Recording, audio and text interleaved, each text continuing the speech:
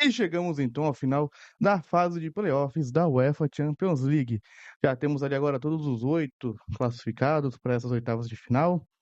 Antes que já tinham nossos 8 diretos que estavam na primeira fase da UEFA Champions League. Então é agora que começa daquele jeito o mata-mata da maior competição de clubes do mundo todo. Bom, hoje vamos falar um pouco sobre esses jogos que tiveram nessa terça e nessa quarta-feira de Champions League. É, ir um pouco mais além em alguns jogos, não ir tanto além em outros jogos, mas vamos começar pelo que foi mais especial, foi mais chocante, né, que teve nessa semana de UEFA Champions League, que foi a vitória de 4-1 da Atalanta contra o Borussia Dortmund em um senhor jogaço, e como que a Atalanta dominou o jogo em si. Foi a única italiana a passar de fase, vai ser o único representante italiano que teremos na próxima fase da UEFA Champions League. Inter de Milão foi eliminada pelo Bodo Glimt, a Juventus quase que fez uma remontada ali contra o Galatasaray, mas acabou não aguentando na prorrogação. Então a Atalanta ela vai prosseguindo e vai sendo o único representante italiano nas oitavas da UEFA Champions League. Vai ter caminho fácil, vai pegar o Arsenal ou o Bayern de Munique, acontece, mas vamos ver como que vai ser essa continuação da Atalanta, que fez um ótimo jogo contra um Borussia Dortmund, que acho que foi tanto tentar respeitar o adversário após abrir o 2-0 na Alemanha, que acabou deixando a Atalanta fazer o que quisesse durante o jogo. A Atalanta dominou, pressionou, trocou passes, foi para cima, e o Borussia Dortmund sempre naquela postura de que sabia que ia ter que aguentar uma pressão, mas não sabia até quando poderia aguentar. Teve 1-0, teve o 2-0, teve o 3-0 no começo do segundo tempo, e o Borussia Dortmund ele só foi começar a jogar e a reagir quando viu que as coisas estavam muito além do que fora de controle. A vaga estava sendo perdida. Conseguiu ali fazer um 3-1 com a ADM. O bom jogador, mas irregular ADM. Tem picos de bom futebol, também tem picos de jogos que parece que ele não tá nem ligando que tá ali no campo. Mas quando entrou em campo foi ali o viés da balança pro time alemão. Deu um pouco mais de movimentação, de bola no pé, mas acabou que o time alemão no último lance acabou fazendo um pênalti. Um pênalti totalmente besta. O jogador, um zagueiro dentro da área vai tentar tirar a bola com um escorpião. Isso beira a irresponsabilidade, não pode ter um lance assim. Você tá num playoff de UEFA Champions League, é uma competição que vale tanto para um time que já sabe que na Bundesliga não vai dar, né? É, por mais que o Borussia Dortmund tenha tendo uma série de 8 jogos de invencibilidade no campeonato alemão, o Bayern de Munique está muito na frente ainda. Então já sabe que o campeonato alemão não vai acabar sendo uma chance de título essa temporada. E então pega a UEFA Champions League, consegue ali fazer um gol para tentar levar para prorrogação. Tava numa fase do jogo ali de vai, lá e cá, lá e cá, lá e cá. Poderia ter até feito 3-2, perdeu chances, bastante chances. E acabando o jogo, no um minuto a mais que ele deu além dos acréscimos, o zagueiro tenta cortar uma bola com um escorpião dentro da área, acaba atingindo a testa do adversário. Ah, mas o jogador da Atalanta agachou muito. Então você não pode ser um zagueiro de alto nível e tentar tirar uma bola com um escorpião, com o pé alto. Por mais que a cabeça esteja baixa, o pé também estava alto. E quem atingiu quem foi o jogador do Borussia Dortmund. Pênalti muito bem dado e muito bem cobrado. Um pênalti que valendo a temporada da Atalanta. O jogador acabou fazendo o gol na gaveta, fazendo 4-1. E aí fazendo essa remontada da Atalanta, o único representante italiano nessas oitavas de final da UEFA Champions League, já que, né, novamente, Inter e Juventus eliminadas nessa fase de playoffs, e o Napoli já tinha saído na fase de Liga. Não é uma boa temporada novamente para o futebol italiano, que nas últimas edições chegou 2 vezes na final com a Inter de Milão, acabou perdendo essas 2 finais, e antes só tinha chegado em uma final com a Juventus, que perdeu a final para o Real Madrid.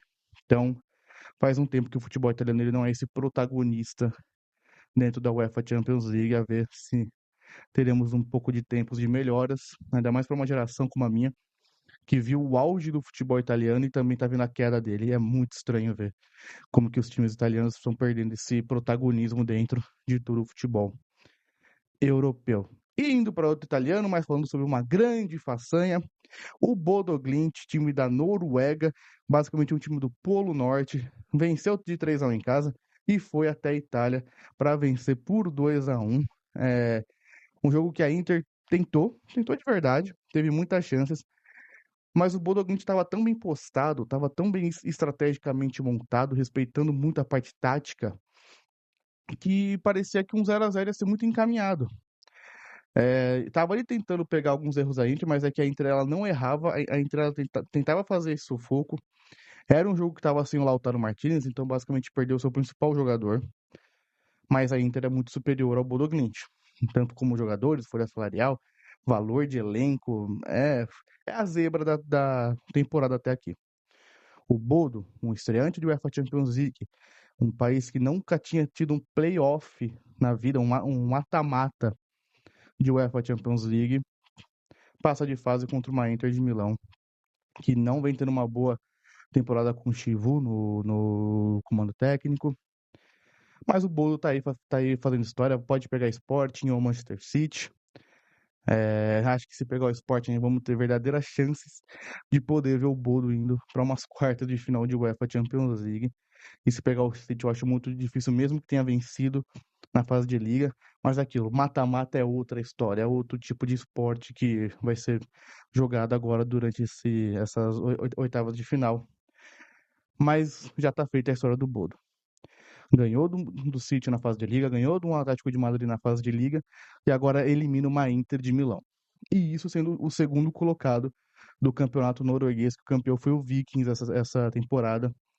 Então é para ver como que também, dentro do seu nível nacional, o Bodo nem foi campeão, mas está fazendo essa sua faceta dentro da UEFA Champions League. E outros jogos de destaque da rodada, Juventus tentou recuperar contra o Galatasaray, não conseguiu, fez um jogaço. Tava com 1-0 com 11 jogadores, teve um cara a menos, o Lenny, não lembro. Foi eliminado, foi expulso durante o jogo.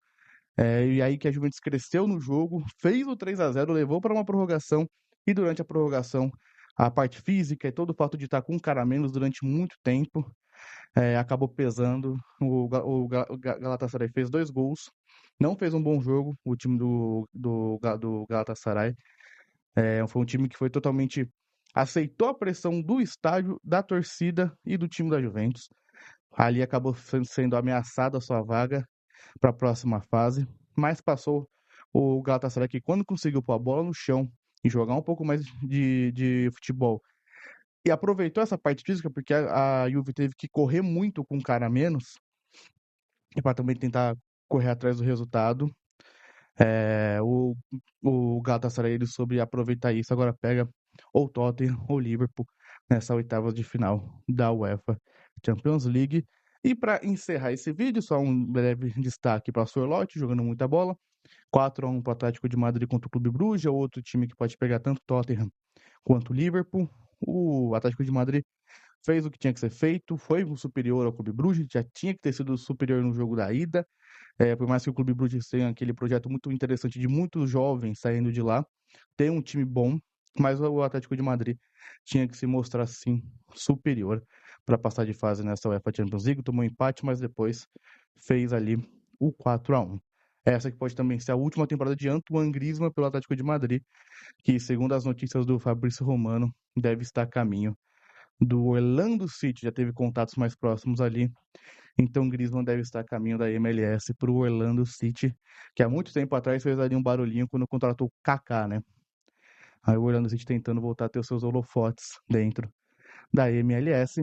E falar agora de Real Madrid 2, Benfica 1. Real Madrid de classificado com gol de Vini Júnior. Era o roteiro mais óbvio, né? O Vini Júnior fazer um gol contra o Benfica novamente, depois de toda aquela polêmica que teve.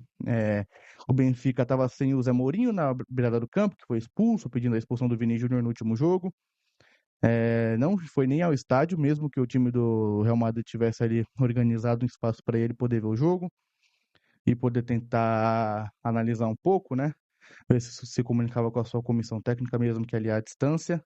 Mas ele preferiu ficar no ônibus do Benfica. Que irônico, né? O Mourinho gosta mesmo do ônibus. mas acabou que ficou ali e com um oficial da UEFA perto dele para não ter chance dele até os vestiários passar instrução para os seus jogadores. Mas ao ver o Benfica, que erra muito, é muito estranho ver o Benfica jogar bola, que parece que vai crescendo o jogo e toma muita decisão errada quando vai se aproximando do gol. Por mais que tenha feito 1-0, com um gol com mais uma falha do Zé Ascenso, não é uma boa temporada dele, né? Um cara que vai ali sendo um cara dos que mais erram para o time do Real Madrid, pode ser até perigoso para essa fase que vai vir aí de mata-mata, mas ele também saiu lesionado, pode ser que daqui em diante seja a Labi Rudiger, a dupla de defesa do time espanhol. É, fez 1-0, mas 2 minutos depois já teve 1-1. O Real Madrid ele tem o jogo ali nas suas mãos, deixando tudo mais confortável possível para ele. O Benfica ele cresceu um pouco mais, o Courtois salvou 2 vezes, fez uma defesaça no chute do Richard Rios, uma senhora defesa muito difícil, que foi com a mão muito firme ali no lance. Tem goleiros que não vão com a mão tão firme ali, até tomam um gol, mas o Courtois novamente salvando ali o time do Real Madrid, um mata-mata de Champions, coisa que vem acontecendo desde quando ele chegou. E depois, o segundo tempo foi basicamente o Benfica tentando fazer esse segundo gol, o Real Madrid tentando fazer algumas ligações de contra-ataque pelo Vini Júnior, já que também não tinha Mbappé, não tinha Rodrigo, não tinha Bellingham, viu ali o Vini Júnior como seu ponto principal de diferença durante o jogo, que era sua válvula mais ali de escape. Então foi que aí esse que surgiu um contra-ataque, o Otamendi até tentou alcançar o Vini Júnior com muita tranquilidade foi até dentro da área, fez o 2-1. Pro Otamendi tentar pegar o Vini Júnior, ia precisar de uma moto, de um Uber, para ver se conseguisse alcançar o Vini Júnior ali naquela corrida, mas foi 2-1. O Vini Júnior bailou, dançou na bandeirinha de escanteio. E destacar um episódio que também foi muito triste durante o jogo. Teve na última semana o gesto racista contra o Vini Júnior, e uma câmera flagrou durante a entrada dos times um torcedor do Real Madrid fazendo umas saudações daquela galera da Segunda Guerra Mundial. Pelo que eu li depois, o torcedor dele foi retirado e foi oficialmente banido do estádio Santiago Bernabéu. Aí uma ótima ação e rápida do time do Real Madrid classificado para as oitavas da UEFA Champions League.